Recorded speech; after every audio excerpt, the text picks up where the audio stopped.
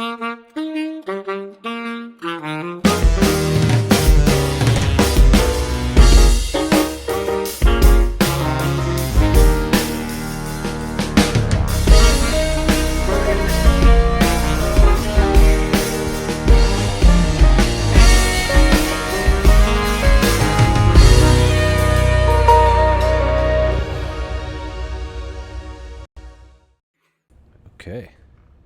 we're live. All right. Hello and welcome to season 2 Oh, snap. of the Games and That podcast. Show, of course, where Brandon and I talk about games with you guys live on Twitch. That's new information. That's new. And then we talk about a little bit of this and a little bit of that as well. Good How summary. you doing, Brandon? I'm doing great. Doing great. I just didn't feel like reading the prompt today. You know what? You don't always have to go on script, and that's okay. No, you know what? That's the beauty of season 2. It's what we make it. That's right. We're going wild card here. We're going wild card. How's it going, everybody? It's been a minute. It's been a few months. Brandon and I bet you have a lot of questions for those of you that were regular listeners. So we apologize if we kind of left you high and dry there for a little bit. But we want to share with you what's new, what's exciting. And today we want to review a little bit of what we've been up to, especially over the summer hiatus we took. Brandon. Andrew. What's new with you? Well, you'll notice that I'm in a different space as well as you are. And I just noticed like my nasty cords back here behind my TV that are not organized in any fashion. I'm throwing up looking at them. Yeah. But yeah, so I guess we'll just jump right into all the newness. So wife and I, if you recall from, I'm pretty sure we talked about it several times before we took our little hiatus there. We were due for a new baby, which we did have. Everything went well. Baby's fine. Wife is fine. So whenever you have a new baby, you got to make a nursery. So my office that was upstairs needed to turn into a nursery. So that means that all of my stuff went downstairs. So my basement was unfinished. And here I am now in a newly finished basement. Worked on it for, I don't know, better part of July for the most part. And it was more or less usable by beginning of August. Moved my stuff down. We still got a couple odds and ends, little, finishing touches to finish up. But it's coming together. I got a couch full of pictures that I've yet to hang because whenever you have a newborn, it's just effing crazy. They probably don't want to hammer into the walls while your newborn's sleeping. Oh, that's what command strips are for, my friend. Oh, well, there you go. But don't dirty up those new walls. Yeah, so did that. Had a nice little summer vacation off from school. So, just came back to school and new baby at the beginning of the school year. Not the best timing, but here we are. So what about you? What's new with you? Wow. A lot of the same stuff. As you'll notice, like you mentioned, I'm in a new space. Bought a house over the summer. Congrats. House that needed some, thank you, needed some renovations. So I spent the better part of July when we closed on it, actually getting everything in order, painting it, getting new flooring, getting new carpeting, getting new accoutrement, and updating all the furniture and filling out as much as we can, building out our own nursery. Because if you'll recall, my now wife, who congrats again, thank you, we got married over the summer as well. We've got a baby girl on the way as well, who's due November 15th. So we're getting things ready, and we're in full-on third trimester nesting mode. Oh yeah. Getting everything turned up to 11 in anticipation of a little one coming. That's awesome. Exciting time. So it's we've had a busy summer. So if you'll just excuse us for our little our time off, it was not underutilized by any stretch. So no, not at all. And I mean, if anything, it's going to make just streaming from home and maybe doing some other things on top of that a lot easier on both of us. Yeah. Since we're going to be entering dadhood. Well, I'll be entering dadhood. You've been well into dadhood for years. I've re-upped my membership to the dad club. Yeah. But yeah, more on that. I think just in the discussions that we had, and for those listening who care to know what our thought process is, there's not really too much that goes on in the gaming world in the summer. It's kind of my time to catch up on backlog stuff, Mm-hmm. real life stuff, when I'm not sitting around pumping hours into whatever's new and hot. Um, Dirty. Very dirty. There's 100 better ways to say that. Um, but yeah, we decided that when we came back, we wanted it to be during a time where there was a lot of stuff happening and a lot of things going on, a lot of new games dropping, maybe some other things. But we also didn't want the podcast to just be about games, and we were hoping that we'd be able to pull in a little bit more of the innate that comes along, and hopefully there will be some episodes in the future when there isn't a lot of gaming news. We have a lot of ideas here in our shared doc here that we've been throwing back and forth of what we can do that's not necessarily gaming related, but something that maybe we're passionate about and that we'd want to share with you guys in a time where maybe there's not too much going on. Yeah. So I think what we're going to do is we're going to do seasons of the podcast. We'll take, June, July, August off every year so we can have a summer. Maybe there will be some pre-recorded stuff we can throw your way, but for the most part, anything live and streaming we would want to do from September through beginning of June. More of the prime time, when releases are coming out. Yeah, because boy, is it getting hot and heavy right now. If we're sticking with the naughty analogies. Dude, even just today, the announcements from Nintendo today, just throwing them out there. Yeah, that's true. There was a Nintendo Direct that was thrown on us today that they announced was happening yesterday. So we were just talking about it before the podcast. Might be worth mentioning a little bit before we get into what we were up to over the summer in terms of gaming. Right. Yeah, they finally announced, I think it was teased for a while, about Super Nintendo games coming. What's going to happen? How are they going to release them? Is it going to be like the NES library online? Is it going to be very similar to what they've been doing before? Are they going to charge for an upgraded tier of service? How are they going to get the money out of this one? Lo and behold, all the SNES games that you would pretty much want for the most part, like the big names, like your Link to the Past, your Super Mario Worlds, your Super Mario Karts, etc., those are all going to be dropping with a few other no-name games tomorrow. Yeah. Whatever that means, if that's tonight at midnight or if that's tomorrow right away. No, we're not matching on purpose. I know. I saw that. I really didn't even notice it until it was pointed out.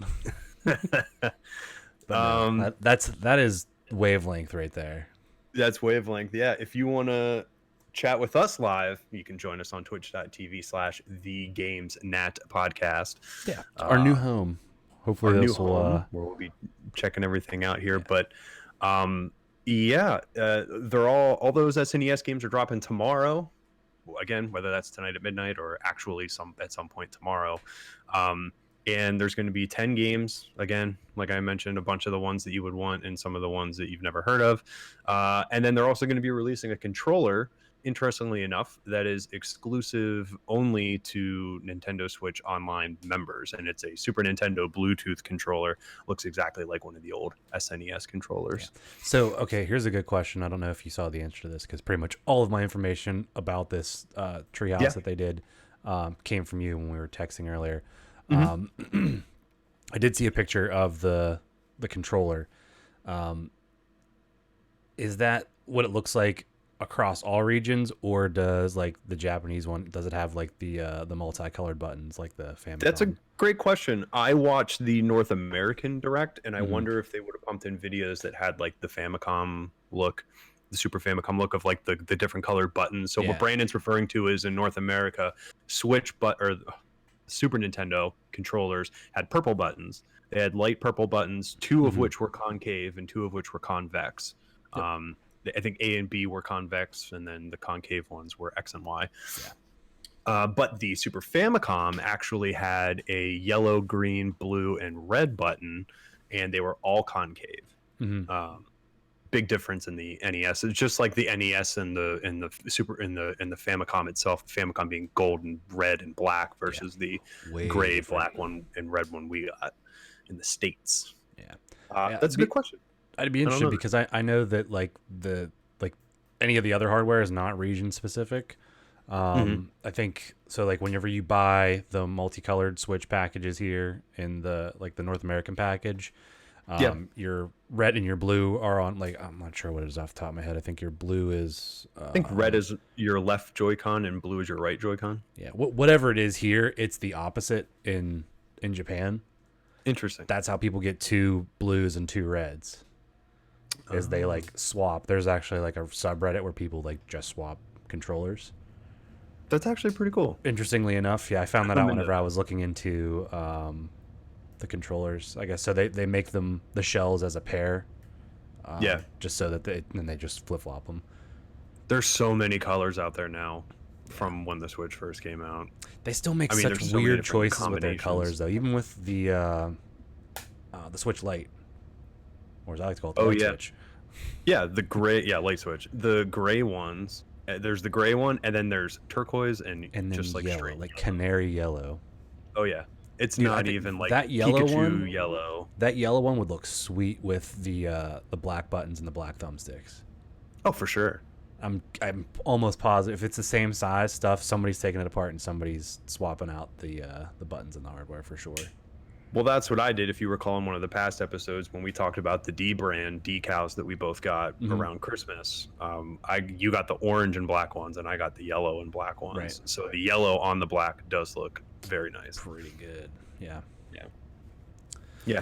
Plus, they announced a bunch of other stuff in the Treehouse, aside from the SNES library, which was the big thing that we were looking for. I think they're going to be re-releasing a Xenoblade Chronicles, which was originally released on Wii U. Mm-hmm. This is going to be the definitive edition of that. There's no upgraded textures or anything. I think it's just a literal re-release of the title, which interests me. I'm more trusting of Nintendo now, and I'll get to more of that later when we start talking about the games we were playing. But yeah, I would try Xenoblade out. It seems interesting. The world seems pretty cool. I'd be interested to see what that game is like. Yeah, it looks really cool. Like I've never played. The only exposure I have to that game is the what is it, Shulk, I think it is, in Smash. That's And, my only exposure. And the stage that comes from that game. That stage looks awesome. It's probably one of the coolest Smash Brothers stages. Just That's like, one of my favorite Smash Brothers stages, visually. Yeah. But that enough right there is enough to get me to kind of raise my eyebrow and say maybe I do want to Yeah. look at that. They also pimped a bunch of their upcoming stuff, like Luigi's Mansion 3. They talked about, I think they talked about Astral Chain a little bit, which just came out on Friday. Mm-hmm. They talked about the new Animal Crossing coming out. So there's your typical Treehouse. I think the craziest thing that came out of it was the SNES, but they also are re-releasing Doom 64. Bethesda had a little piece of it where the president of Bethesda came out and was like, hey, yeah, this is a thing that we're adding to just the Switch library, so go to town with that, which is cool because Doom 64 is a completely different game from the original Doom and was never re-released as far as I know anywhere else. Yeah. But so that'll be interesting. And then they're also releasing random old games like Jedi Knight 2, Jedi Fallen, or That's Jedi total left field. Outcast. Yeah. Total left field. Maybe it's hype for the new Jedi Outcast game that's coming out from The Fallen Order, yeah. I don't know. Fallen Order, but I don't know. It's not like it's coming out on Switch, so I don't know why.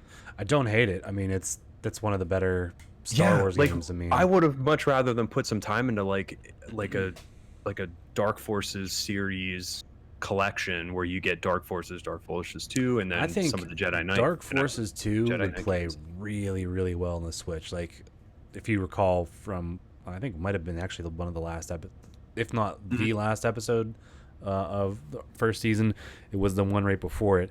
I was going back through and playing it. Spoiler. Oh yeah, didn't the finish Star it. Wars special we did. But dude, when I went back and played it, like it holds up even as like a very like early first person shooter with like actual like full mouse control support. Played really well. So I could see that gaining new life on Switch, and it'd be really cool if they did like a remaster and updated it a little bit. I wouldn't be with some of those surprised at this assets. point. I was actually listening to a podcast earlier today, and I'm curious what your thoughts are on this. You might have actually listened to the same episode, but they were talking about would you rather have remakes and remasters of previous titles that you didn't get a chance to play, or haven't had the opportunity to put the time and effort into that you wanted to because of limitations at the time or whatever it is? Hmm. Or would you rather have studios be putting more time into new IPs and games that you don't know that you want and new things to play? Because resources are limited, time, budget, all that stuff. You got to consider, if a studio is putting all this time into a remaster, they're not obviously focusing on new IPs, etc. Right. So my answer to that, twofold. So one, I think knee jerk would be to say remakes and remasters because they're generally like a known quantity. Something that's a bad game uh, generally is not going to get a remake or a remaster. So if they are going to Mhm. put the time into it, that there's something that at the very least has a following big enough to warrant it getting remade or remastered.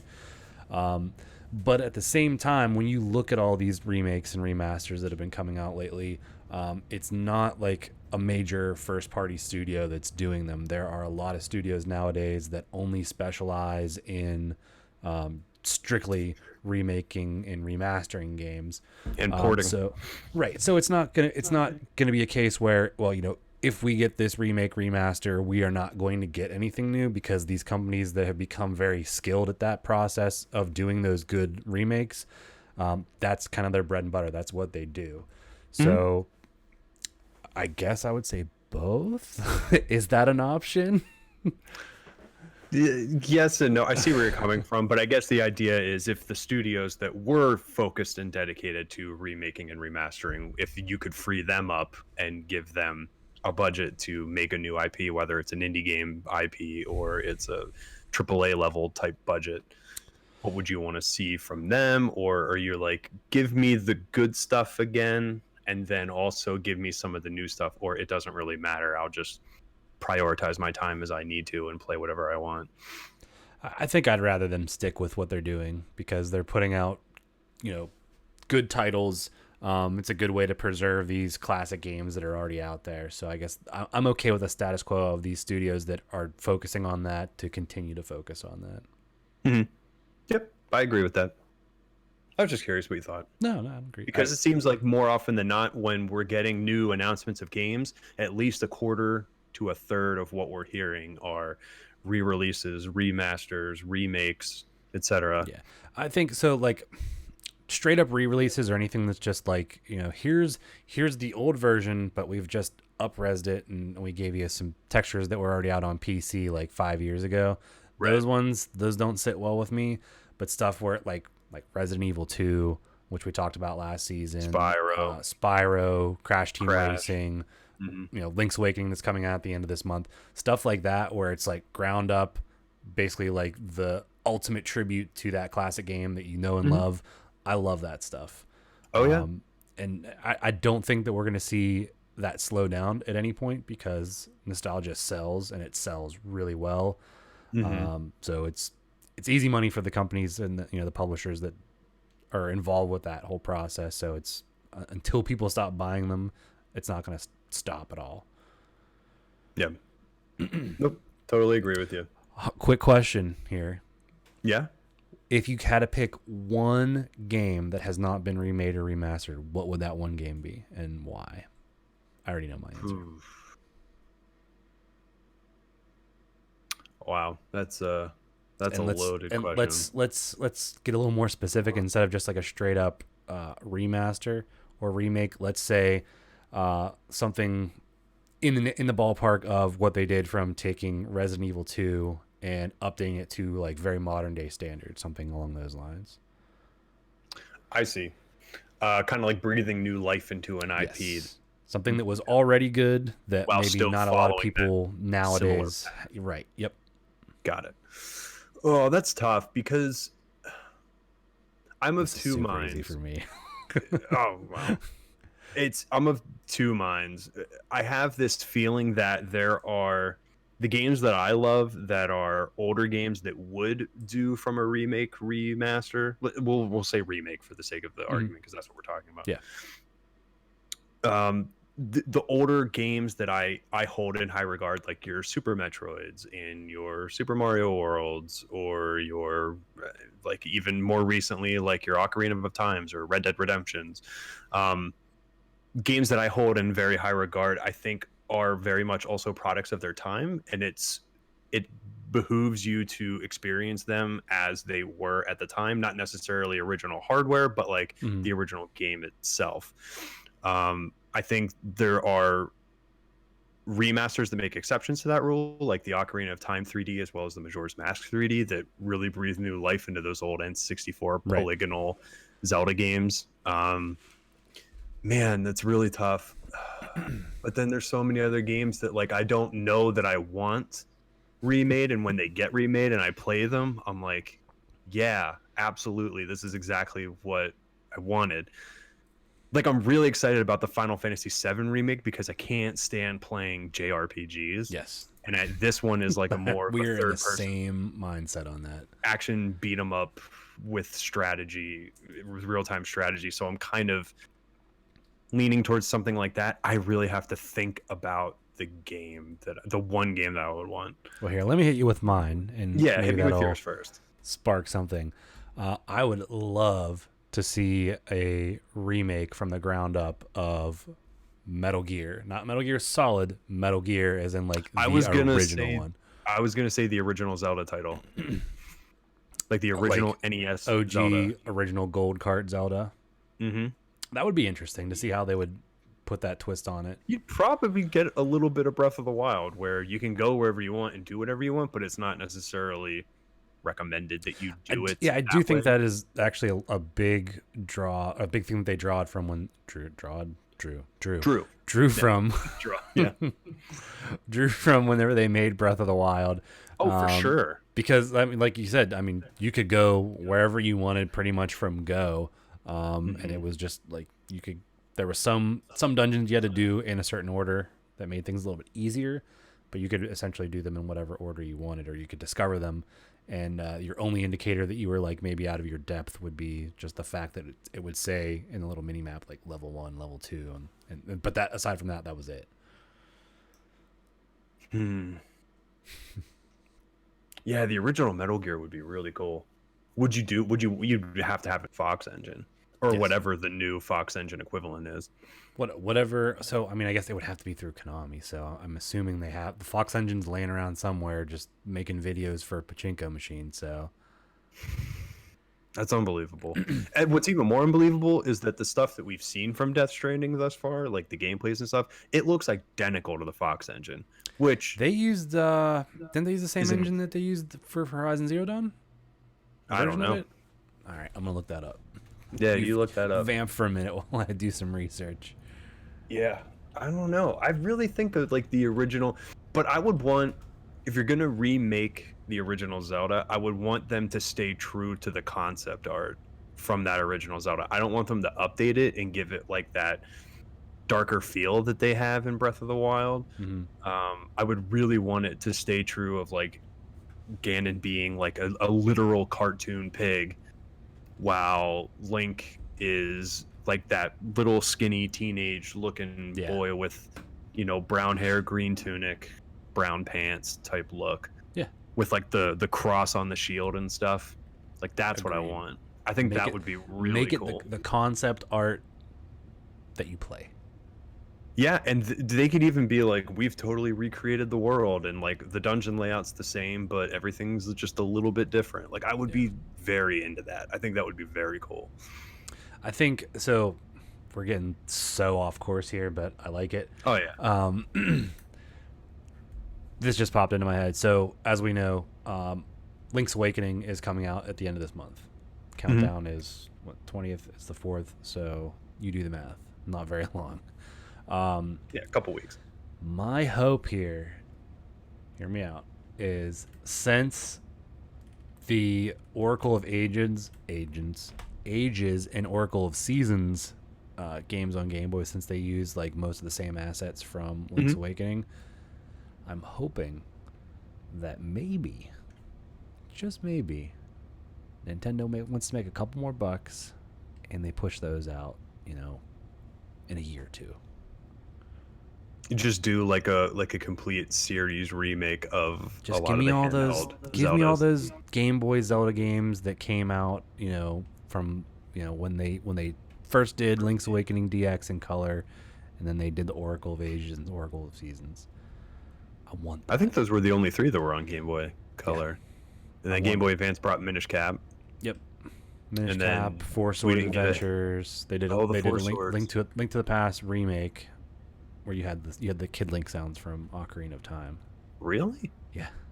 Wow, I never knew Instead of that. just the swishy sword, it was like huh, blah. Oh, Yeah. interesting. That was the way. So that was the second time I played through Ocarina of Time. It was awesome. Or not Ocarina of Huh. Time. Link to the Past. It was Link to awesome. the Past. Man, we're so rusty. Yeah. Off my game.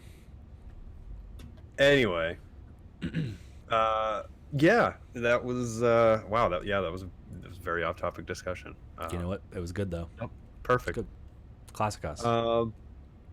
But like we mentioned at the top of the show, we had ourselves a bit of a summer. Aside from all the life changes we had, we played a buttload of games. Some of us more than others. Some of us more than the other. Sorry about that. No, But Brandon, we actually have three shared games. yes, all that three we of both mine. played. You've also played. Yeah, which one? Which one do you want to start with? Dealer's choice. Let's start with AC Odyssey because that seems to be one that we have. I a lot think of that is the opinions one on. that we both played the most of between the two of us, as far as like our Yeah. overlap. You want to start? Or you want me to start? No, you start. You definitely Okay. have a lot more positive things to say about it. All right, yeah. So I would say this has been my like number one game of the summer. Not necessarily in terms of quality. It's just this is the one that I put the most time into because it's a massive, massive beast of a game.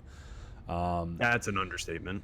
I think another part of my enjoyment of this game, just to kind of preface all of this, because it's a little atypical with how you may or may not view a game from your own perspective, is when I started playing this. So pretty much as soon as you get into it, you can realize like, okay, this is drawing a lot from games like specifically like The Witcher 3 and other RPG games like that. And you have the option to choose between a male and a female protagonist. So with all that stuff in mind, my wife loves any game that gives you the option to play as a female character, especially when the female character is arguably the better of the two choices in terms of like voice acting and just general motion capture. Also, it might be one of the best characters in the AC series. I would agree with that. However, there are a lot of people that would disagree. This is by far the most polarizing game in the whole entire Assassin's Creed series. I completely agree with you. But we'll come back around to that. But so going into this, my wife loves The Witcher. She loves games where you have the choice to play as a female character. Before I got too far into it, basically I got like enough of a lead where the idea was I wanted to get her to play it as well. I wanted to get enough of a lead that when she was playing it while I was hanging out up on the couch or whatever, that I wouldn't be getting any spoilers. So we went to GameStop, got it used for real cheap, like maybe $20. About the same that I paid for it on Steam when it was on sale around Christmas last year, and we both played through it, parallel to one another. So it was cool because we both were able to kind of share our experiences. And there's just so much stuff to do in that game that she was finding stuff that I either just opted not to do yet that ended up being really cool, or I would find an item and be like, hey, you should go to this island here, and then you'll find a really cool weapon or a really cool piece of armor. So it was really cool because it kind of reminded me of like back in the day whenever you'd get a new game and you and your buddies would sit there and talk about, the cool secrets and the stuff that you found in the game, predating the internet when you could just, Google that and there it is. Yeah. So that, I think for me, that was why I played it so much, aside from the fact that, it's a really, really genuinely fun game. Like I said, it's huge in terms of the scale of the map. And the amount of like side stuff there is to do. My favorite part, the thing that immediately sold me on this, whether people consider this to be like a true Assassin's Creed game or not, is if you think back to the first time that you played Assassin's Creed 2, and once you progress so far in the story and you start learning about like this conspiracy that's going on against Ezio's family. In your menu, you get a tab that's just like this web of conspirators, and they all have just like a question mark over their face. And Yeah. that moment of realization when you're like, oh, these are all the people that I have to figure out who they are, figure out where they're at, and then these are my actual targets for assassination throughout the course of the game. When I saw the web for this game, I was just like, yes, this is the exact same feeling of excitement that I had years ago when I played Assassin's Creed 2. There's so many people to find and track down, and they all give you so the web is like separated into like segments. Each segment has 5 members. The 5 members will give you separate pieces for your armor, and then there's an inner ring, which each node in the inner ring connects to one of those side arms. So you'll get basically a full armor set and a weapon from taking out one entire arm of the cult. As you take out the different people within the cult, you can get clues that'll tell you where to find the other members in that branch, and then eventually you'll get enough clues to figure out who like the head of that branch is. So there's a lot of like, plotting, like what armor set do you want? How do I find them? Oh, they're 15 levels above me. I'm going to have to wait for that. Tons of stuff to do, not just like, and that's just like one part of it. So side quests, very Witcher-esque in that generally, it's not just going to be like, can you go find me 5 boar skins, guy? Like there's some kind of purpose or narrative to it. It's not just, like the typical RPG trope, killing animals and bringing back their pelts. Right. Or kill rats in the basement. Right.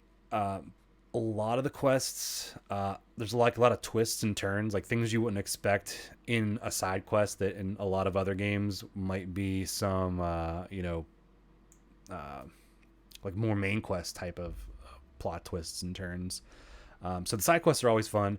They give you loot, they give you, experience and so on. And generally when you go into stuff, the amount of experience you get whenever they put it into like the quest log, yeah, it's color coded just like your items are.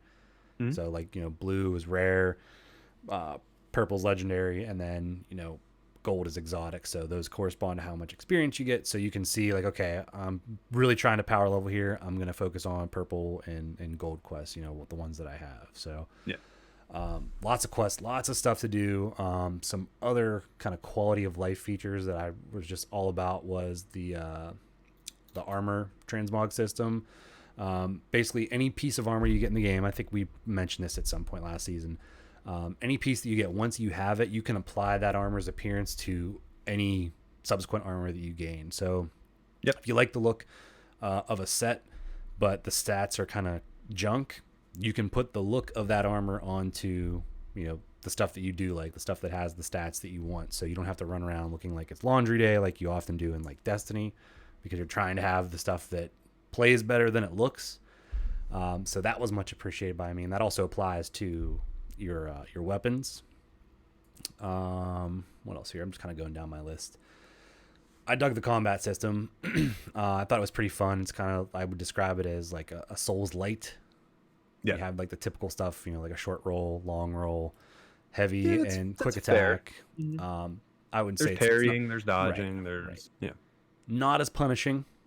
But I think that's okay for this game. The way this game plays, it's not like super serious. It doesn't really take itself that seriously 100% of the time. It does have its serious moments, but it's not, super serious. Like some of them have been in the past. They're just like almost to the point where it's like overly serious and kind of like brooding, like Assassin's Creed 3. I kind of got that impression. I don't know if I totally agree, because it's pretty relentless. Like if you're 1-on-1, maybe 2-on-1, maybe even 3 or 4-on-1 at certain points, I would say that it's not too bad. But if you run into one of those forts and guys are sounding alarms and you've got mercenaries on your tail, you will die unless you go hide and run away. There is no fighting out of that. And there's absolutely situations where guys that you normally just kind of tower over, where you make a wrong move and they'll get 2 or 3 like good hits on you, or they'll stagger you and you'll die. And they're for just sure, like normal enemies. So there is some challenge to it. Some people, from what I've gathered, aren't really enthused with it. I liked it. I thought it was fun. I I think it strikes Oh, a I good agree balance with you. between frustrating and challenging. You feel like you're in control. As like control wise, like specifically like making the inputs and stuff. At first, I thought this was an issue because I was just using a controller on my PC, where sometimes like my inputs wouldn't really be detected. But the other nice thing about having someone else playing it on a different platform at the same time was she was also encountering those problems. So it Oh, interesting. wasn't unique to PC or anything. It was PC. also happening here Hmm. on PS4, like the exact same thing. So some weird inputs where like it wasn't detecting, like, so when you parry you have to hit two buttons at once. She and I both had the issue where it was not picking up the parry, or even though we were like mashing the buttons, like fighting for our life type situations, and it would Right. just screw up. So that was frustrating, but I mean, it was something that you could work around. Not game breaking or experience halting by any means. Um, the ability tree is pretty cool. Unlike most ability trees, I found myself using a lot of the stuff that's in there. All of it has a good utility to it. There's not anything that really overlaps too much. There's a couple things that do kind of samey sort of stuff, but they do have their merits. Um, uh, yeah, that's I'm all about it. I had a blast playing it. I'm pretty close to the end. I know Hannah finished it. I'm still maybe like one or two. I feel like I've got to be close to the end. Like I would say like maybe five main story missions until I wrap things up. But I still have like a ton of side quests, and there's like a secondary main quest that you get about at the halfway mark that I still have some stuff to do, where there's like some higher level, more challenging enemies. The mythical beasts that you come across Hmm. in The the game, Cyclopses and stuff. yeah, they're really Yeah. cool. The way that they kind of tie them into the fact that they're like created by the Isu, like those that came before. I thought that was a really cool way to incorporate those kind of fantastical elements into a game that's like normally pretty, you know, realistic in its depiction of the time period. So I enjoyed the game. I think it also is worth mentioning that whenever I came into this game, I was not coming into it looking specifically for an Assassin's Creed experience. It was kind of like ancient Greek mythology RPG first, and then as the Assassin's Creed type elements kind of layered on, I was like, okay, I accept this. Bring these in. I like this stuff. So, Yeah. Yeah, they what are did a your really good thoughts? job of not initially like thrusting you into this world where not everything is as it seems just yet.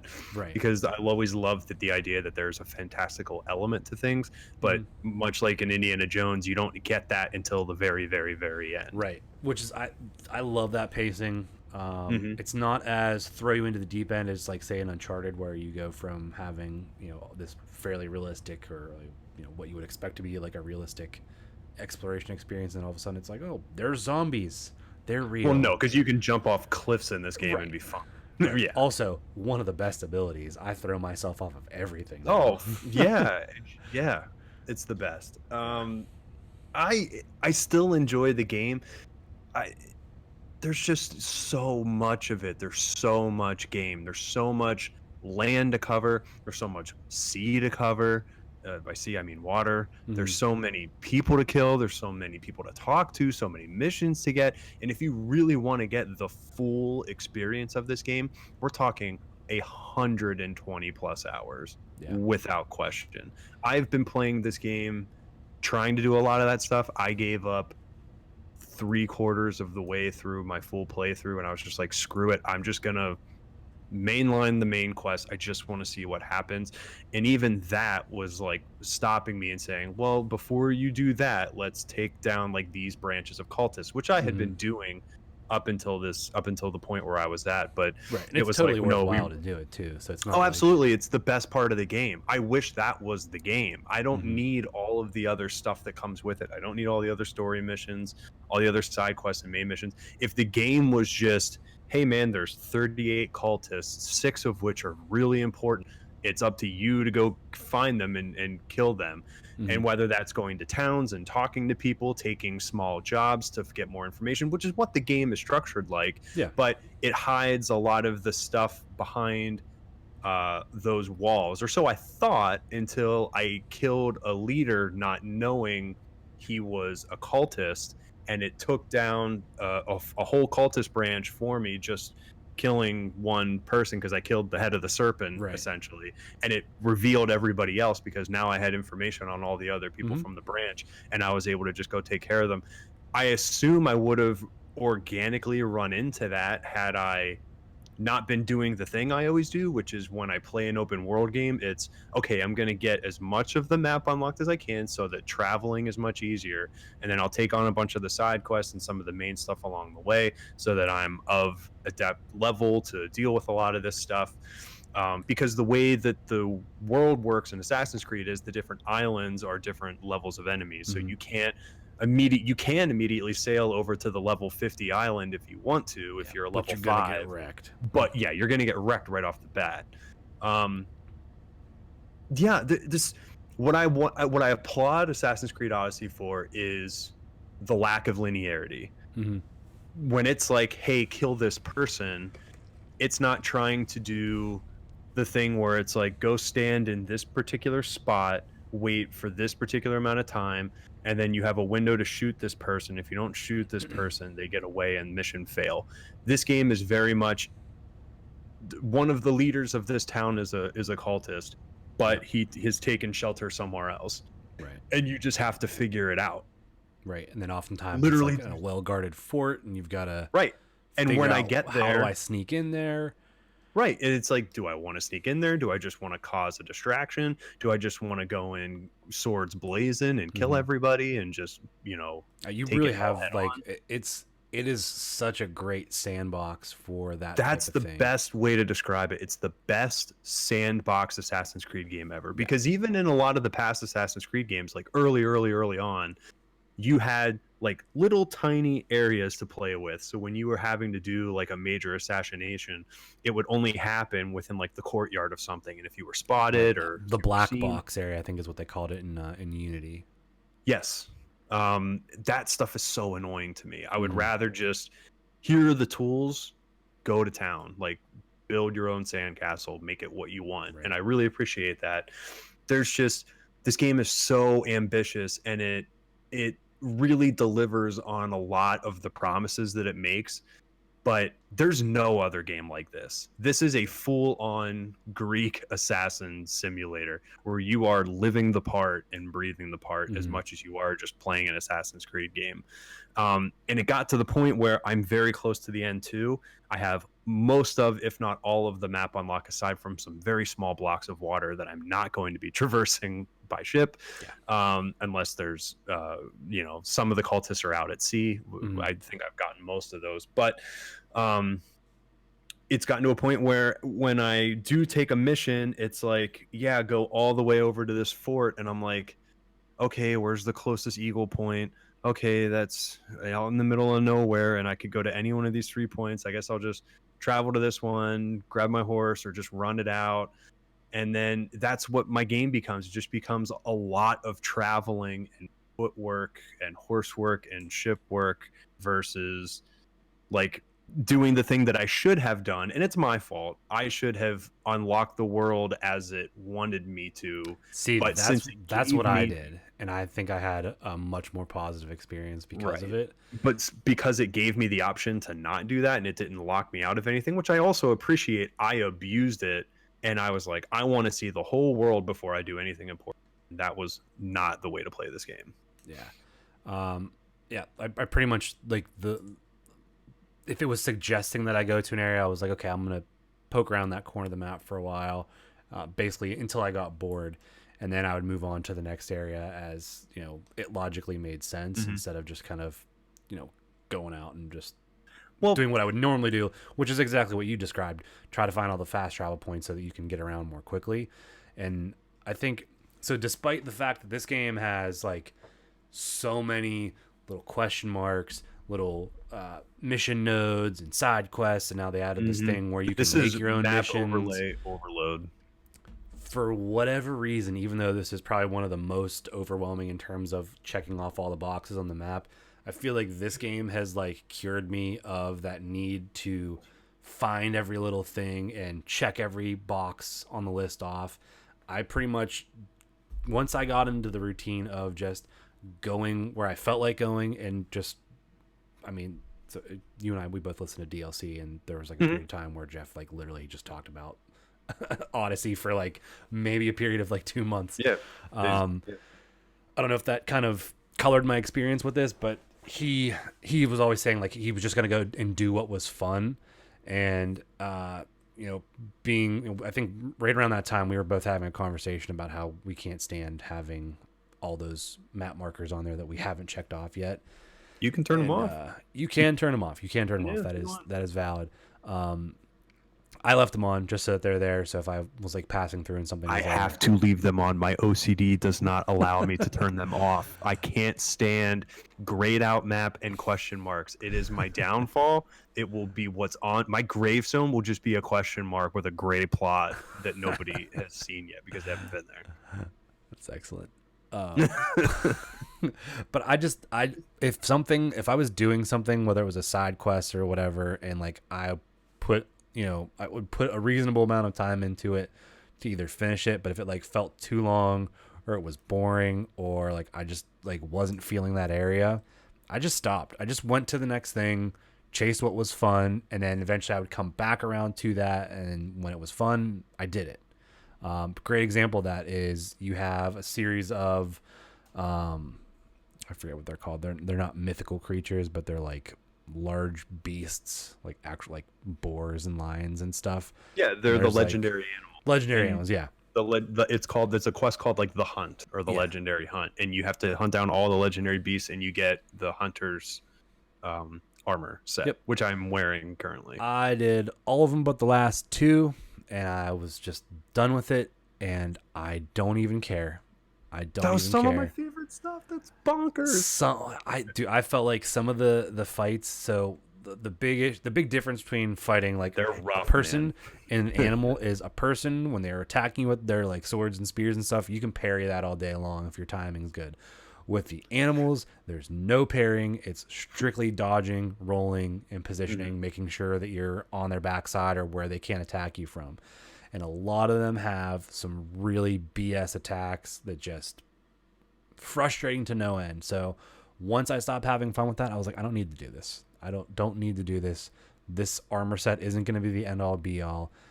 There's other sets. There's so many armor sets in this game. There's tons. 15 exotic armor sets. And you can look exactly how you want to look, which is how every game with cosmetic items should be.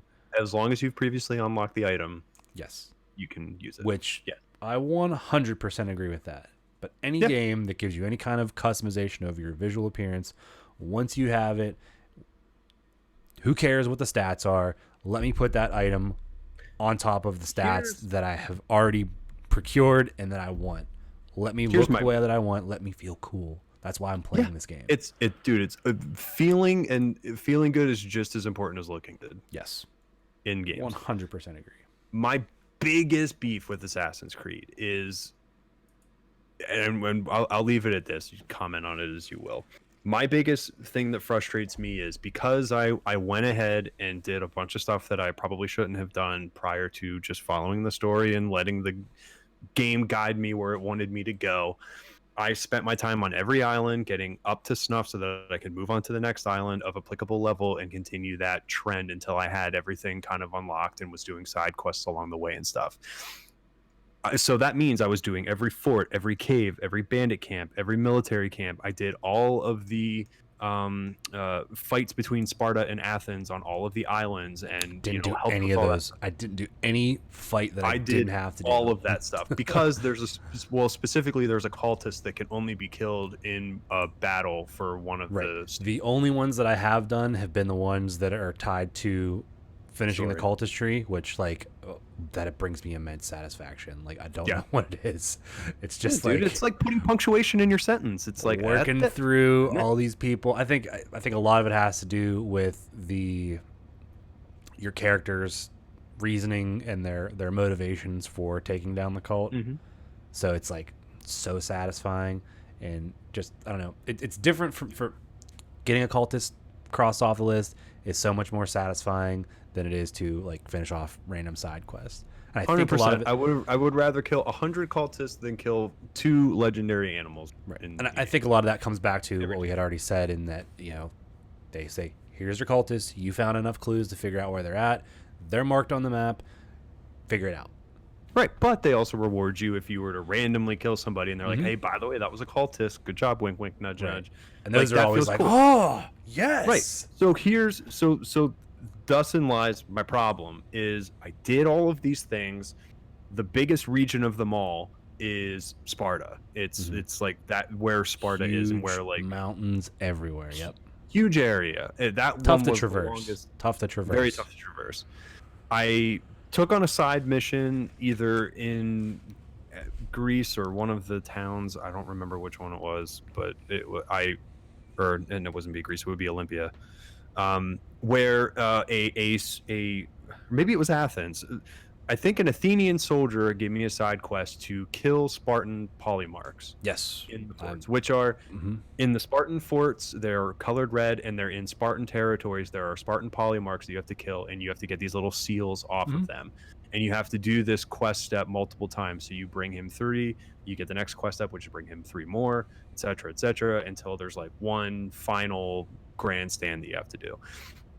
I had been doing forts up until that point. We're talking 60 hours plus of just doing all of that stuff. I had killed so many polymarchs. Not once did I ever get a quest item for a seal. But I had to go back to all of them, kill polymarchs again, get more seals. Granted, I knew where they were. I could fast travel to them ish. That frustrated me to no end. If you're going to reward me for my gameplay style of killing somebody of importance, that even though I didn't know they were important, and you're rewarding me for it, why wouldn't you also have the polymarchs drop seals and be like, oh, I wonder what this seal is, I'll keep it for now. You can label it as a quest item. I've picked up multiple things that are labeled as quest items that I don't have no effing clue for. what they're for. Yeah. Right. So why was that the one thing that you made me go back and do? And then I found that happen a few other times with other quests where it's like, I already been there. I already ransacked that place. It's like, oh, but now that I have the quest, I know specifically that there's this little thing in the corner here that I couldn't interact with before, but now I can interact with it. Like if you're going to go all in, or if you're going to go that direction, I want you just to go all in with it. Yeah. Like if you're going to just let me play in the sandbox as I want to, then just let me do it. Don't ask me to find the white Lego piece in the sandbox until you've put the white Lego piece in the sandbox. That's frustrating to me. Yeah. And I think that's in general, that is a problem that a lot of games are guilty of, but the fact that there's like a very obvious like double standard, so to speak, in this game, it just makes it much more egregious. But yeah, I agree with you on that. Yeah.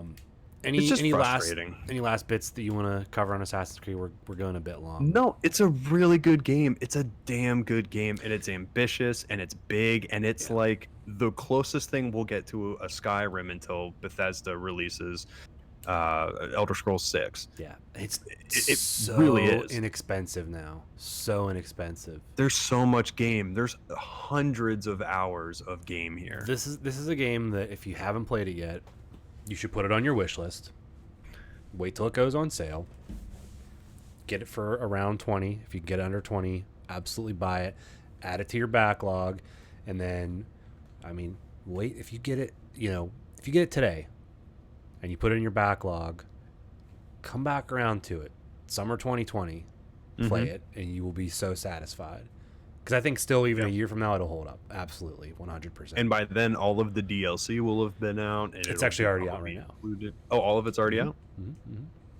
Well, they keep adding stuff to it. Now they have the story update where people can just make stories and quests and then just pop them all over the map. And you can just continue to play other people's stories. Lots of post-launch support. So, in my opinion, if you're looking for something RPG-ish, even if you've never touched an Assassin's Creed game, this is just flat out a good RPG game.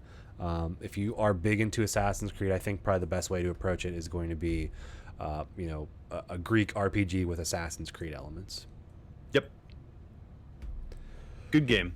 Yes. Just really wants me to marry it, and I'm already taken.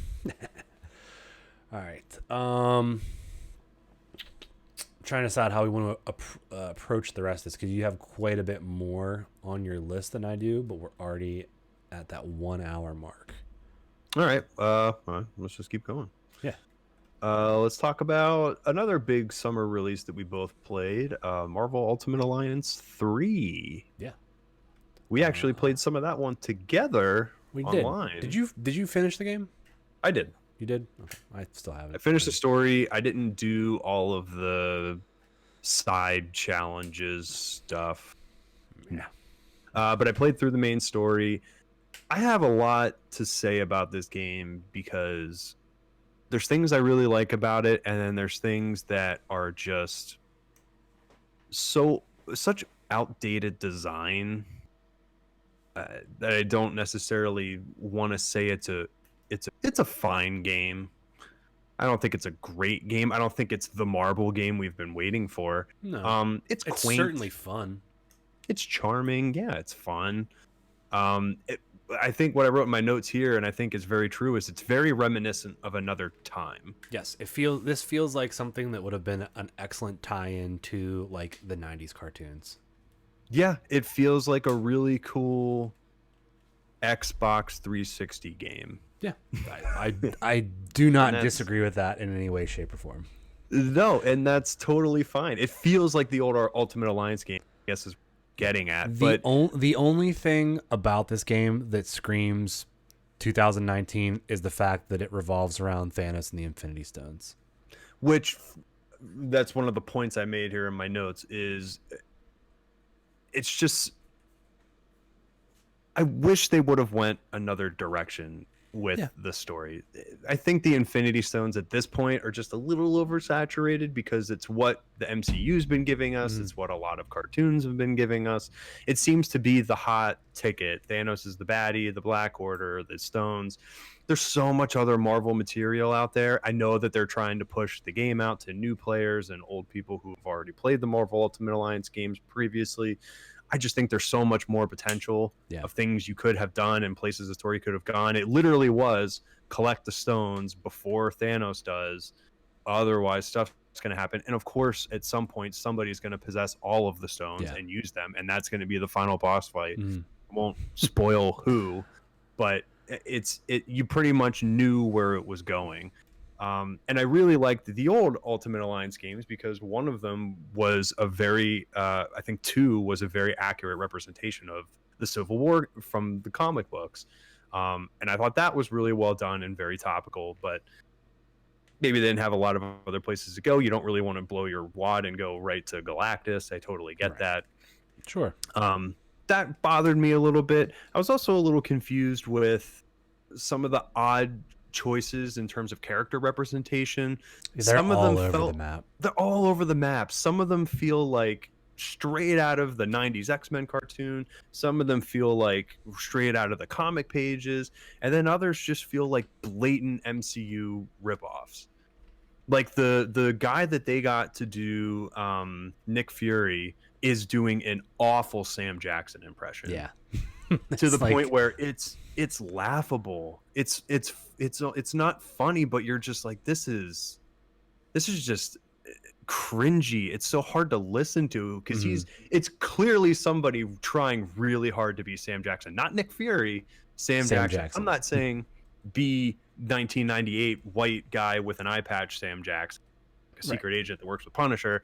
I'm talking like you can keep him to be the Nick Fury, but he doesn't have to have Sam Jackson's voice. It's just odd. And then like same thing goes for the Tony Stark and the Star-Lord representations that they had.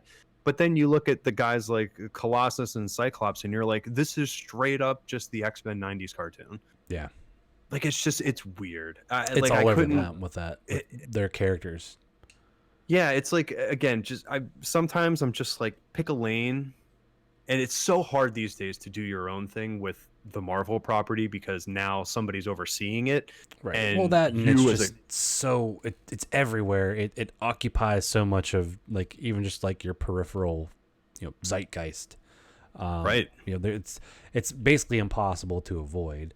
It's a total oversaturation. Everybody knows what the MCU, Iron Man, Captain America, like your core Avengers team. Everybody knows what they look like, what they sound like. So it's really tough to get away from that. And I think one of the odd decisions was a lot of the MCU inspired designs. Like you said, they have someone that's essentially just doing like an impersonation of the actor. Like you have a guy that's basically doing Chris Pratt, and then you have things that are totally just out of whack, where you have a Captain America design that's heavily inspired is like a vast understatement. It's essentially just like a ripoff of MCU Cap, which I don't hate. I think the MCU Cap design, I prefer it over the spandex design. But the guy that's doing Cap is like not even in the same ballpark as the MCU he's Cap. Like all American ballpark hot dogs. Yeah. Say the Pledge of Allegiance, and it's like freedom in America. Yeah, he's like all these caricature. These quippy lines that were written that sound like they were ripped from the World War II Cap comic pages. Like it's frustrating in some regards, and then other people get nailed. Like Nolan North doing Rocket is uncanny. Right. It is so good. He channels enough of Bradley Cooper that you're like, okay, I'm familiar with this, but it's not so much where you're just doing an impression. Right. He's just, likewise with Deadpool. He also does Deadpool. Nails it. Nails it. Yeah. There's good in the game. Some of the one-liner stuff, like Thor is straight up God out of his element. He's not. It's very MCU Thor 1. Yeah, he's not the Chris Hemsworth we know and love character today. Again, all over the map, weird choices. So that was hard to get used to every now and then. My biggest gripe with this game isn't the old style of controls or the mission structures or the play. Everything was what I expected from the old Marvel Ultimate Alliance games. So I didn't go into this with it being the Square Enix Avengers game. Right. What really bothers me is how the character leveling and experience happens, because you start playing the game with the team that you want to play, which you only start off with the Guardians, and then you start unlocking more and more people as you progress through the story. And, as you have your encounters with them, they join your squad, et cetera, et cetera. By the time people are joining your squad, they're leveled to the cap of the story mission that you're currently doing. So if you're somebody like me who immediately put the Guardians of the Galaxy away and took on the big four, which is your Wolverine, Cap, Iron Man, and Thor, those were the only people I played with. And that was the choice early on, but it became a necessity towards the end, middle to the end of the game, where I literally couldn't play with anybody else up until that point in the story, because I'd have to go back, play old missions with the characters that I'd want to play the new missions with, because their characters would be level 1 through 10, and I need somebody who's level 25 to 35. And because the 4 characters I'd been playing with are the only people that had been gaining any experience, and I had been pumping cubes into and trying to get the moves for, and getting bonuses to all their character actions and stuff. I pumped everything back into them and left everybody else by the wayside. So everybody else became a totally non-viable option, and I was just stuck playing with the core Avengers the whole game. I barely got to touch anybody else. Right, and then in order to get everybody else up to that level that you need to be at, it's just like grind, and you got to go back into these Infinity Rifts, and you got to do all of these. There's a limited kind of like gameplay loop for what you can actually go through and do. So like the grinding is not very fun. It's not like it's not like Destiny, where you have a bunch of different activities that are going to yield the experience and the items that you want. You have to play it a very specific way. You have to find those ISO crystals and like certain ones to maximize your XP management. Is bogus in this game. There's 5 different types of XP cubes you can get. There's 4 different types of ISO crystals with random rolls to each one that each have different tiers. So there's like 4 tiers of the same crystals. So that's like 32 different types of crystals you can be finding. And then there's a whole skill matrix on top of that you get to pump a lot of the coins and stuff. There's like 20 different currencies in this game and items you can pick up. It's just so unnecessarily overwhelming for what you're actually doing. Yeah, it's bizarre. It definitely feels like a product of a different time. when I was reading through your notes, I pretty much agreed with everything across the ballpark. So I'm just kind of skimming your notes for anything that we haven't touched upon. Well, The difficulty spike. oh yeah, we didn't talk about that. No, it's Which brought on my frustrations with the character leveling. But like you were mentioning, the difficulty spikes.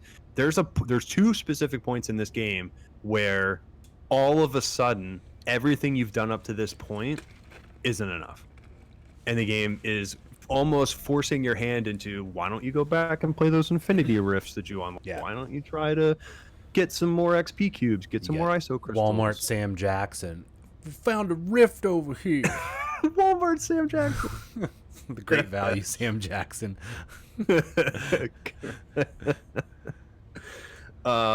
Yeah, infuriating. Couple enemies with like one hit kills at a point where like you haven't really encountered anything that can kill you in one hit aside from like maybe a boss when you're, not paying attention. This is just like a regular enemy looking at you, purple snipers. I can't stand when games have such a roller coaster of boss encounters. I like them to be exponential climbs. You start off easy and then it starts introducing more and more different mechanics to you that by the time you get to the big bad baddie at the end, you like layers. Gotten a good idea of what's going to happen up to this point. Ocarina of Time is the perfect example of this. The bosses get exponentially harder and harder until you finally fight Ganondorf and Ganon, and everything you've learned from all the previous fights is now applicable to what you're doing here. Yep. This does not feel like this. You're literally going in and just mashing buttons. The only thing you're worried about is the direction you're mashing those buttons. There's no there's team coordination, but is there really team coordination? Like, you're just hoping for the big area damage and hoping to take out as much as you can and do as much damage as you can. I like the stun mechanic of this game. That makes sense to me. Cool, yeah. You have to stun somebody in order to do damage to them. Mm-hmm. But the fact that this game had such easy bosses and then all of a sudden hits you with just an impossible amount of AoE on screen. Yeah. And then this is not on a system that is good for tons of stuff occurring on the screen. No, especially if you're docking it on the TV. Yeah, well, either I found it was tough on big screen and on a small screen. Like when there is so much stuff going on the screen, the Switch just can't keep up with it. And even with this like pretty limited art style, it chugs a little bit. You get a lot of frames dropping. God forbid you're playing this with someone else in the same room on the same console. We both played it on our own consoles, but we were talking to our friends Bob and Krista who played it together on their Switch, couch co-op, like true, authentic couch co-op style. Mm-hmm. And from what we gleaned from that, it's wildly different. And a lot of it comes from the archaic camera where it will zoom out as far as it needs to so that both people can be seen on the screen, and therefore your character is teeny tiny, and the further out it goes and the more stuff appears on screen, they put a colored ring around your character, but when your ring is red and there's red fireballs and all kinds of other stuff flying around the screen, like you're gonna get lost. Like it's worse than the most crowded, cluttered Smash Brothers game you've ever played. And even more so than that, when you're in a small room with a bunch of people and the camera is stuck inside the walls of the, and you're now this is like dawn of 3D gaming levels of what is this camera doing. Does Super Mario 64 had a better camera than this game, and that camera is an actual flying entity in the world that like sits in the level with you. Right. Well, that's the thing is like if you think of the camera as it shows you the game space as like a physical entity, most games when you put your characters back against the wall, the camera is gonna stop at the wall and then your character is just gonna fill the screen. Not the case with this game. It's just gonna say there's a wall there, don't care, through the wall, and then you might be looking at a piece of prefab furniture or a wall that you can't see through, or sometimes I've seen videos where the camera's like under the level and you can't see what's going on. But I will say that there are some like set piece moments that are phenomenal. Yeah. For the one that jumps out to me is when you were going through Shadowland, Mm-hmm. and you're Oh, it like, does that hallway scene. it's a hallway. It's like the Japanese style, like paper wall type of deal. Everybody in your team is just a black silhouette, and there's just like a whole mess of enemies coming at you from the right side of the screen, and your team's plowing through them on the left. I was doing Wolverine on that part, and I was just hacking through. Super cool. Highly cinematic, very comic booky, looked awesome. Dude, I had a blast. I really enjoyed going through Stark Tower during that level, and then that boss battle was awesome where you fight Ultron, and Ant-Man ends up showing up to help you, and he ends up going into Giant Man. And Thank goodness Ant-Man, in my opinion, he was one of the ones that struck a good balance of MCU designs and kind of doing its own thing. Oh yeah, I'm excited to see. I've heard rumors that he first DLC characters for the Square Enix Avengers game, and I'm very curious to see how that works out because from everything I've heard and seen, it sounds pretty gnarly. Yeah. Anything else big you want to talk about here with Ultimate Alliance 3? No, decent game. I had fun with it, but by the last couple missions, I was like, I just kind of want to get through this and see the end and put it away. Yeah, super fun at the beginning. Don't get super don't, fun. I would say wait till it goes on sale, but it's a Switch game, so yeah, good luck with that. Worth picking up if you know if you're looking for if you have a Marvel itch that needs scratching. I would watch Endgame if you really have an itch. But I mean it's not a bad game. Definitely not. Wouldn't not recommend, but I wouldn't say it's like you need to go out and buy it right now. Yeah, there's not much else that's going to really scratch that Marvel game itch. Yeah. I mean, unless you haven't played Spider-Man, in which case, I don't know what you're doing. All right. Well, we got one more that we've both tried here. Why don't we hit that up, see how much time's left, and if we need to talk about some of the other games I've been playing, another time we can do that. Sure. All right. So the last one we got, big No Man's Sky update came out over the summer. No Man's Sky Beyond. May as well be its own separate new game. Might as well make it a new game. It's called the Beyond update. Adds a bunch of ish. One of which is VR. And Brandon and I both tried VR. I tried Vive on PC. You tried PSVR on PS4. Brandon, tell me about your time in No Man's Sky again. All right. So my experience with this Beyond update has pretty much been just on the VR side of it. I've not put a whole lot of time into all the other stuff that it has added to the game, and that list of things that it has added is quite extensive.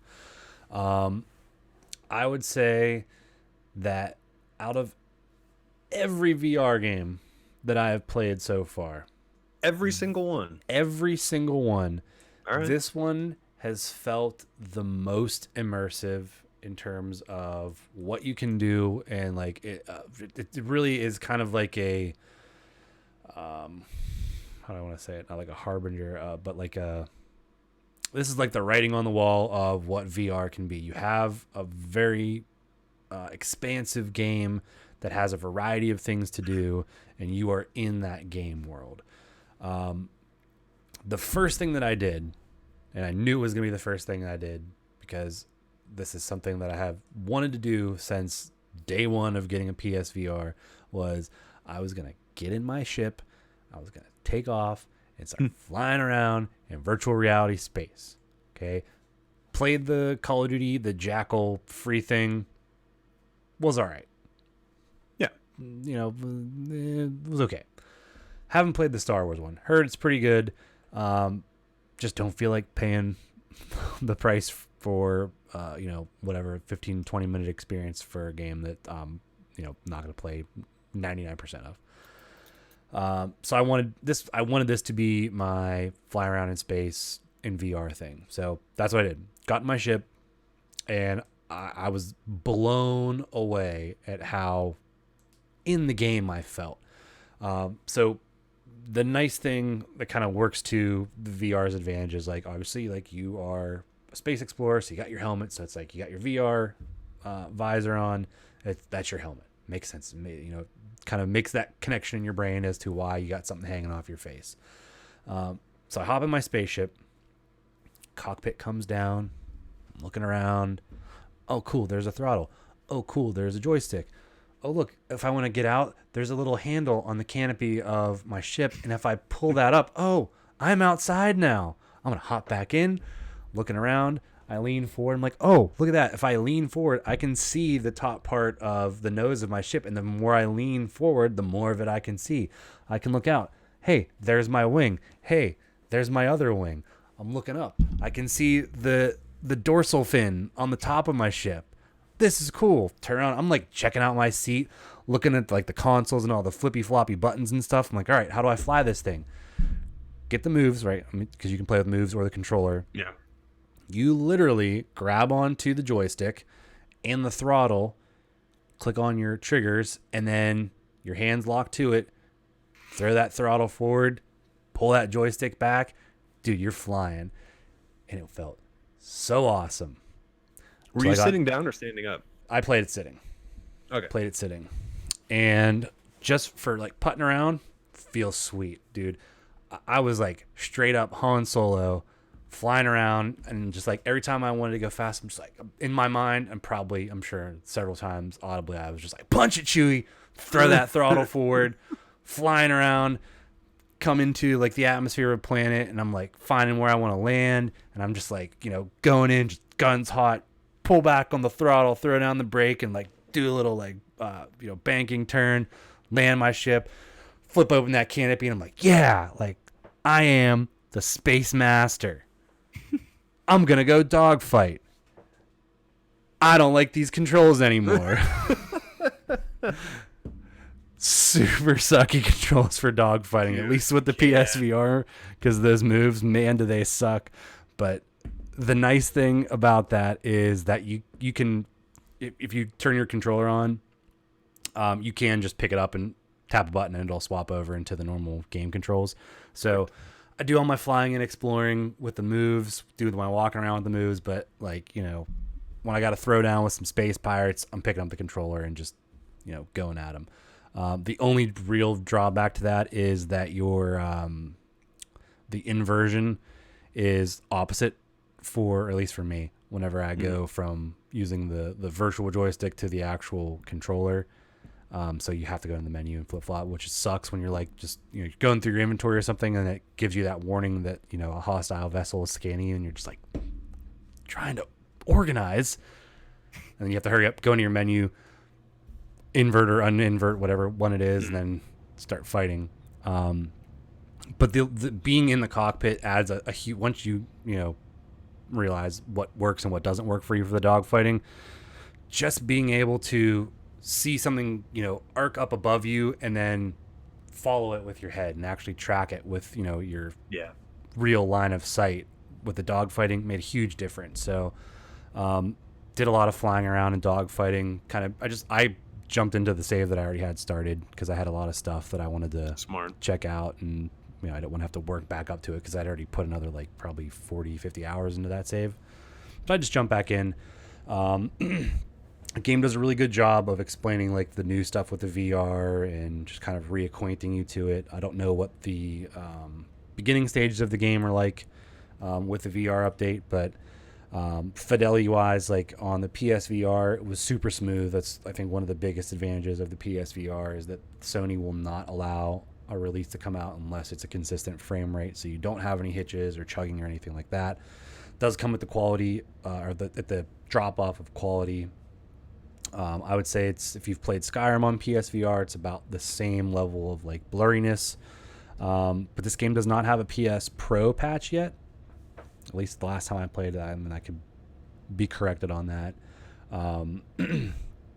But I would assume it's going to get one because the base game got a PS Pro patch. So I think maybe that's just something that they're kind of holding off on to get the big important bug fixes that are going to affect more platforms and more users. Get that stuff out of the way first.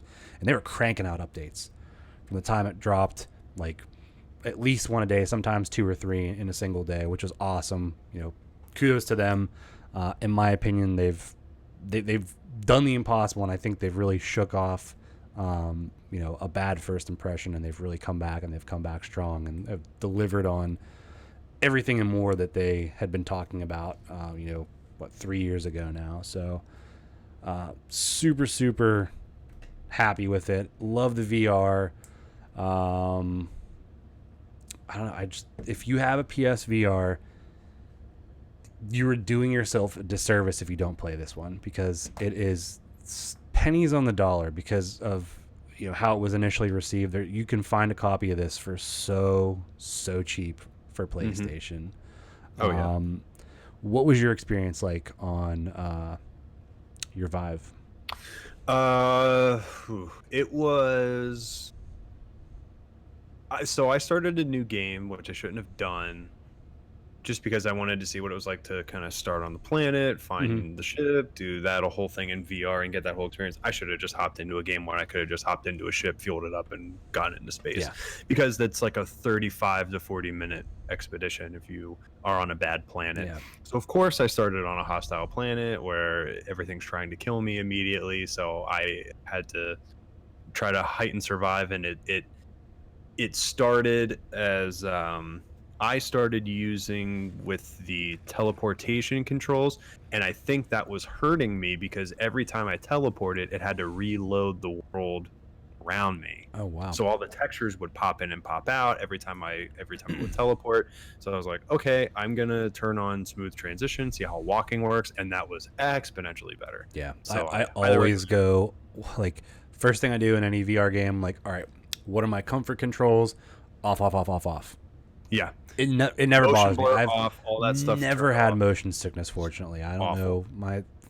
My head is made for VR. So I had a moment where when I first turned on smooth transition, I was walking around, I was okay, I'm getting this, I get it. And then I hit the jetpack, and my stomach dropped. Like through, like, when like your stomach drops and you hit like a bump in the road at the right speed, you come down. It's like that level in Super Hot VR where you have to jump off of the the side of the building. It's exactly like that. It's like there's a level in another PSVR game, Blood and Truth, where you're running down a succession of rooftops and you're like jumping through glass and stuff, and it's like like your stomach just sinks in the best way. Yeah. And that happened when I did that with the jetpack. Long story short, it wasn't as smooth as I would have wanted it to be. It seemed like my PC was chugging really hard to not only have the game run 1080 60 for the Vive, but just with the planet I was on, with all the stuff that was happening, it was just not a great scene. So I tried to turn down as much as I could. I got it to a nice smooth area. Finally got everything working with my ship, got everything back. The controls it's a good mix of intuitive and then okay, like I really like the idea of putting a lot of the smaller menus just like on your wrist. Yeah, a little like hologram. Yeah, like little holograms that you have to like point back and like point at what you want with your one hand on your other wrist and be like, okay, I want to do that, and like it puts up a little hologram. So that's cool. That feels sci-fi, space age, Star Warsy to me. So I really appreciated that. Yeah.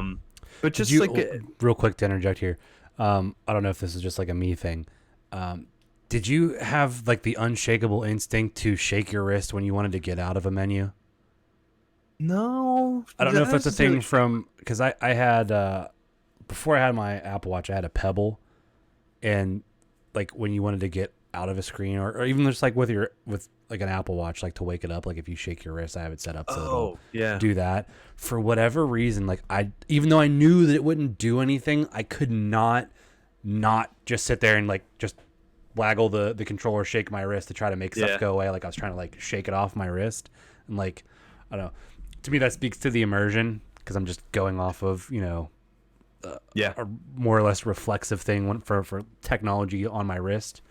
I don't know, I was just wondering if that was a me thing or what, and it looks like it's a me thing. I didn't do that. I found myself putting my hand down though whenever I'd be done and not exiting out of the menu. And so I would just put my hand down, and then this like blue hologram would just like be shooting out into the ether.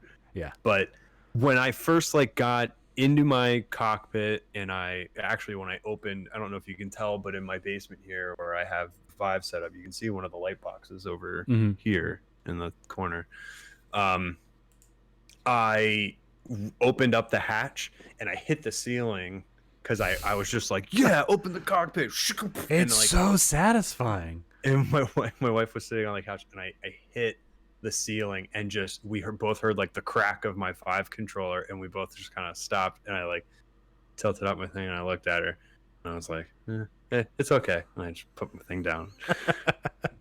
But I had like paint chips like fell down. I hit the ceiling so hard. But I had the exact same thing you did. When you like take off the landing thrusters and you just go into like your hover mode above the planet, I was so giddy. I was like, the cockpits are so this is great. detailed too, and every ship So has a different cool. cockpit. Yeah. I even love just like adding things like, hey, when you mining tool out, actually reach behind your bag, like I reach behind your back, grab it, pull it out, use it, and then stow it when you don't want to use it. Straight I up was Boba like, Fett with the yes. scanner, just like. Yeah, just putting your hand up to your thing and using it to scan. Like, I love that kind of stuff. That kind of stuff is like the immersion stuff for me. But flying, incredible. Flying into space, the freaking worst. Because I was doing the same thing with the Vive controllers. I was trying to use them as the joystick and the throttle, which throttle, excellent. Joystick, the most sensitive thing that's ever been manufactured. It's either far too sensitive or way too unresponsive. Like there's no happy in between. I sat there for a long time playing with the numbers, looking up stuff on the PSVR Reddit just to see if anybody came up with anything good.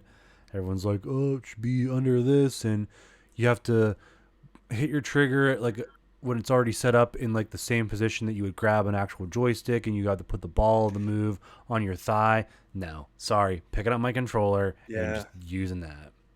Yeah, I'm not conforming to what's gonna make the game work best. I'm just gonna do what I think I should do, and the game should be intuitive enough to adhere to that. If this game got HOTAS support, I'd see a real world. I'd be see you never in space.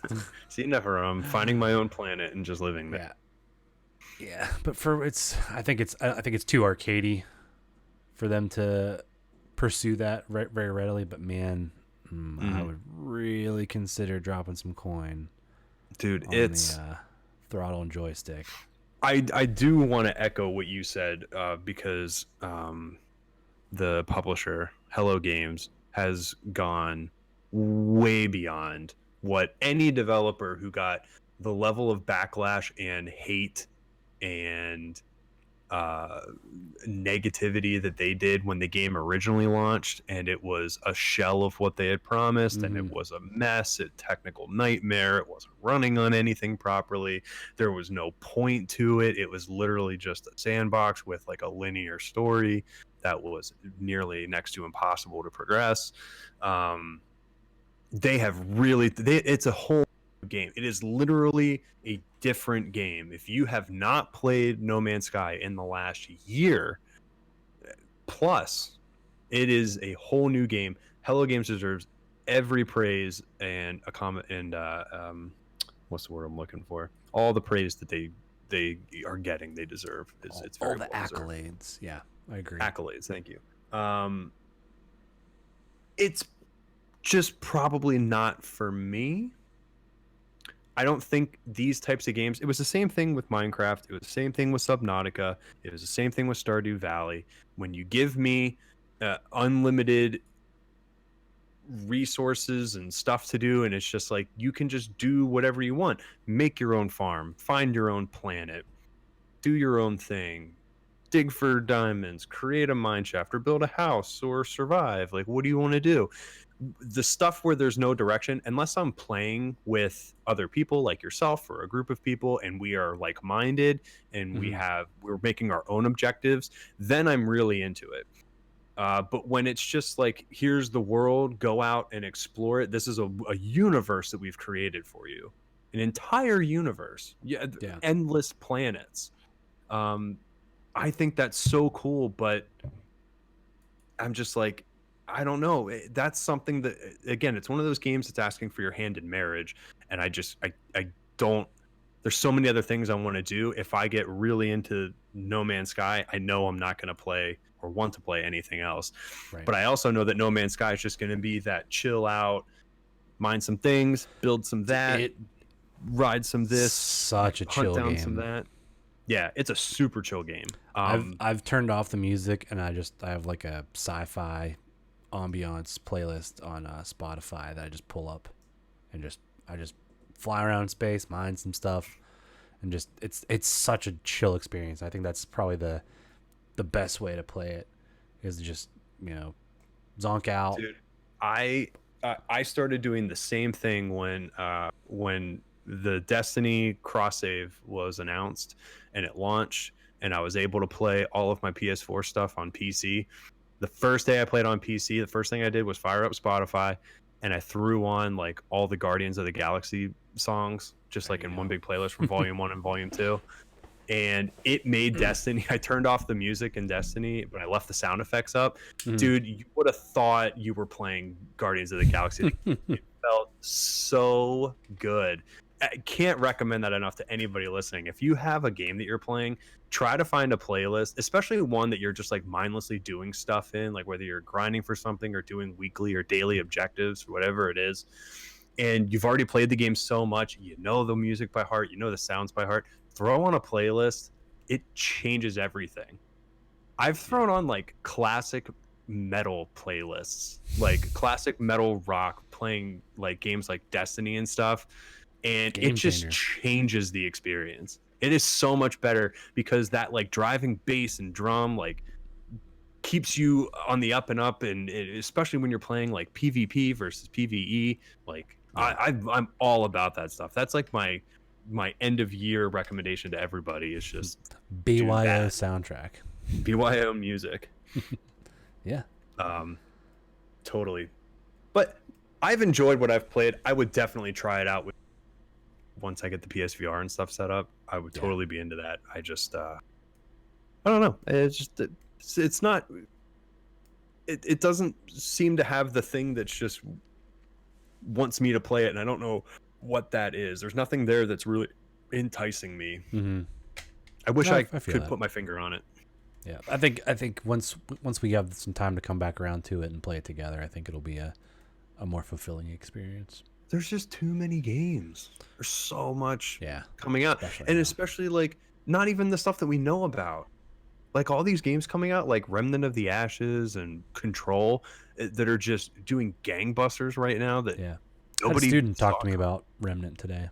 He gave a hearty recommendation. Dude, it's so good. It's so good, and it has no right to be as good as it is. Yeah.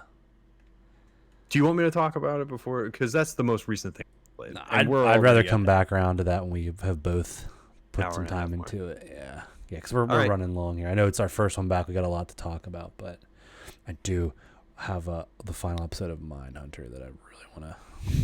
I want to put that one to bed before I have to put myself to bed. Yeah, totally do that because it's good, but it leaves you on a massive banger. Good, I like that. I could do an episode about that show. Just saying. Mindhunter's really good. I love it. Yeah. Well, we'll save a lot of this stuff for now. Yeah, we got plenty to talk about. I'd rather have, stuff we didn't get to that we can come back around to than nothing to talk about, which is, thus far we've not had that problem. For sure. All right. Well, I think that's just about going to do it for us then. For those of you that hopped into the new Twitch stream and joined us, shout outs to the Roach on 12, Demon Wolf 5544, and One True Villain MS. Thank you guys for joining us, chatting with us. We appreciate it, even if it's just a hello, even if it's just a goodbye, give us a even shout, if let it's us just know we really appreciate hearing from you guys. Hey, if you want to watch us on Twitch, again, that's twitch.tv/thegamesnat podcast, spelled exactly like it sounds. Streaming on Wednesdays now. Wednesdays. Same time, roughly same time. 8:39, time frame. 9 o'clock. Same time. We got a new look. I don't know if you guys have seen it, but for those of you who are on Twitter, Brandon put together some incredibly old school, nice overlays for us. Even the intro was updated a little bit. Intro. I encourage you, if you are listening to the audio, check us out on the Twitch stream and watch some of our past episodes on Facebook, facebook.com/gamesnowpodcast. So new day, new format, new pretty much gone through everything. Yep, I think so. This season's episode, since we're on Twitch now, the video on demand should save the stream for 30 days. 90 days. 90 days? I thought, is it 30? I think it's between 30 30 and sounds 90. more reasonable. I think it depends on if you have Prime, which I have Prime on my main Twitch account, but not this one. So we can archive these on Facebook too. Yeah, you can download straight from here.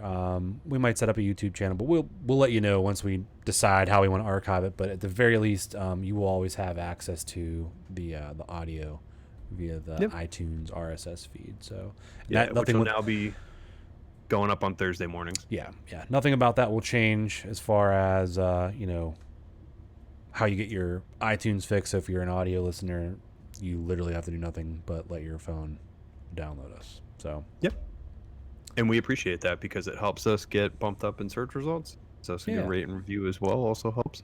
Yeah, that help get us back up to the top, since we probably, I'm sure, have drifted in that time frame. But hey, it happens. You had time to catch up on the past episodes, so if you're that's what we were doing. We're giving everybody else a chance. Don't worry about it. Twitch, Facebook, possibly YouTube in the future. You can catch us. We're also at reggieshousepodcast.com with all Reggie's, including our boys over at Greedo Shot First, who we just did an episode with a while back where we did some speculation on Star Wars Episode 9 and what we think is going to happen. And that was before all the sizzle reel stuff came out, and we got some teasers of some pretty cool stuff that could be happening. Even if it's just a dream or a nightmare sequence, it's still pretty cool. Go back and listen to that if you haven't. And if you haven't checked out our Greedo, what are you doing? Get on that. Do it. Yep. That's just about going to do it for us. If there's anything you guys also email us at the GNApodcast@gmail.com. Again, that's the Golf November Alpha Podcast@gmail.com. And as always, we'll be here for you next Wednesday, etc., etc. Things previously said. Brandon, is there anything else you want to leave the kids with at home? Just the usual. The only thing that really matters as far as your opinion is your own opinion. We'll see you guys next Wednesday.